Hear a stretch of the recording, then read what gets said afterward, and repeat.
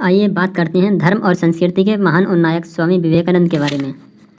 इनके जीवन में जो ईश्वर का साक्षात्कार करने की जो धुन इनके अंदर पैदा हुई थी, उस समय की अवस्था का वर्णन करते हैं।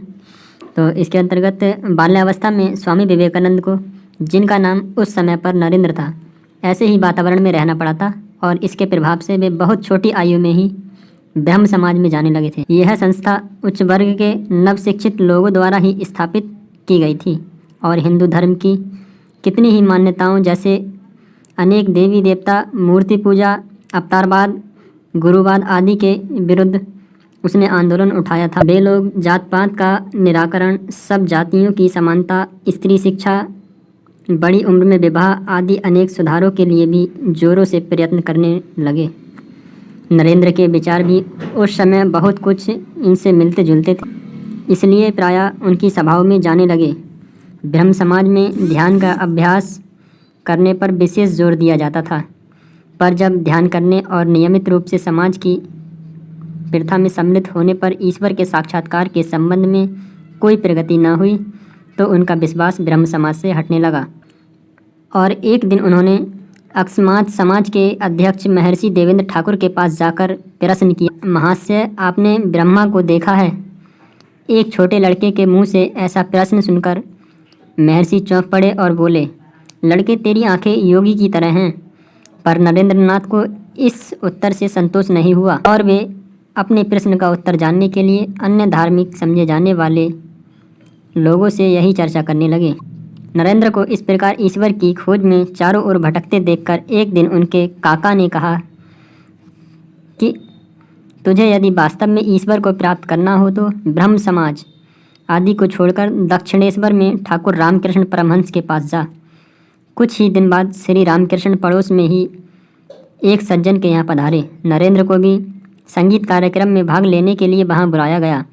परमहंस जी इस अपरिचित किशोर को देखकर एकाएक उसकी तरफ आकर्षित हो गए और उसका परिचय प्राप्त करके एक दिन उन्होंने उसे दक्षिणेश्वर आने को कहा। जब नरेंद्र दक्षिणेश्वर पहुँचे तो उन्हें प्रथम बार अच्छी तरह देखने पर परमहंस जी के मन में जो भाव उत्पन्न हुए थे उसकी चर्चा करते हुए उन्होंने एक बार कहा था, मैंने देखा कि उसका अपने शरीर की तरफ कुछ भी ध्यान नहीं है।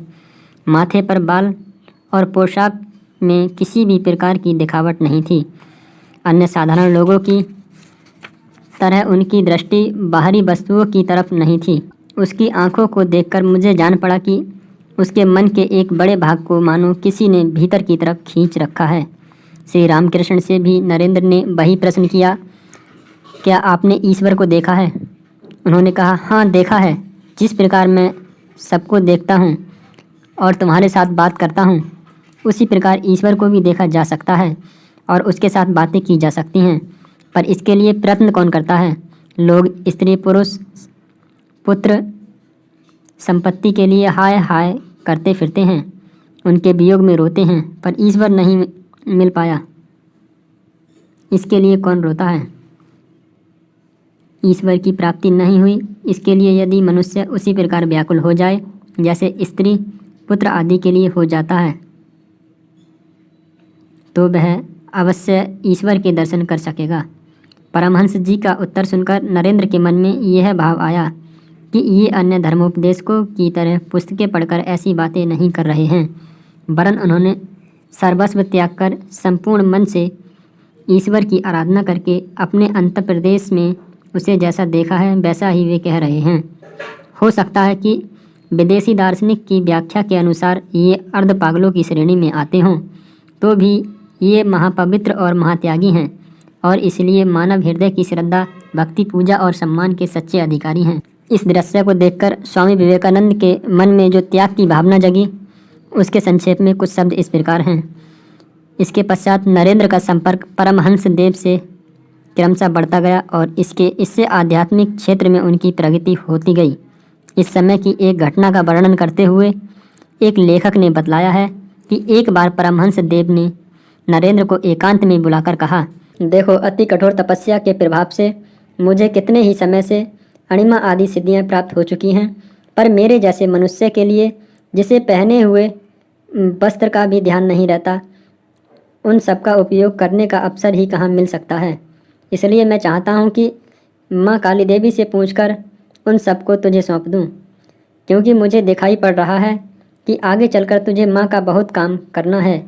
इन सब शक्तियों का तेरे भीतर संचार हो जाए तो समय पड़ने पर उनका उपयोग हो सकता है। कहो तुम्हारा क्या विचार है। नरेंद्र को यद्यपि अब तक के अनुभवों से परमहंस देव की दिव्य शक्तियों पर बहुत कुछ विश्वास हो चुका था, तो भी उन्होंने कुछ देर विचार करके कहा, महाराज, इन सब सिद्धियों से मुझे ईश्वर प्राप्ति में सहायता मिल सकेगी। श्री रामकृष्ण ने कहा, इस संबंध में तो संभवतः उनसे कोई सहायता प्राप्त नहीं हो सकेगी, तो भी ईश्वर प्राप्ति के पश्चात जब उनका कार्य करने में प्रवृत्त होगा तो ये सब बहुत उपयोगी होंगे। नरेंद्र ने कहा, तो महाराज, इन सब सिद्धियों की मुझे क्या आवश्यकता है। पहले ईश्वर दर्शन हो जाए, फिर देखा जाएगा कि इन सिद्धियों को ग्रहण किया जाए या नहीं। अत्यंत चमत्कारिक विभूतियों और सिद्धियों को अगर अभी से लेकर ईश्वर प्राप्ति के ध्येय को भुला दिया जाए और स्वार्थ की प्रेरणा से उनका अनुचित प्रयोग किया जाए तो यह बड़ी हानिकारक बात होगी। इस उत्तर को सुनकर परमहंस देव बहुत संतुष्ट हुए और उन्होंने समझ लिया कि नरेंद्र वास्तव में त्याग भावना वाला है और वह सेवा मार्ग में बहुत अधिक प्रगति कर सके।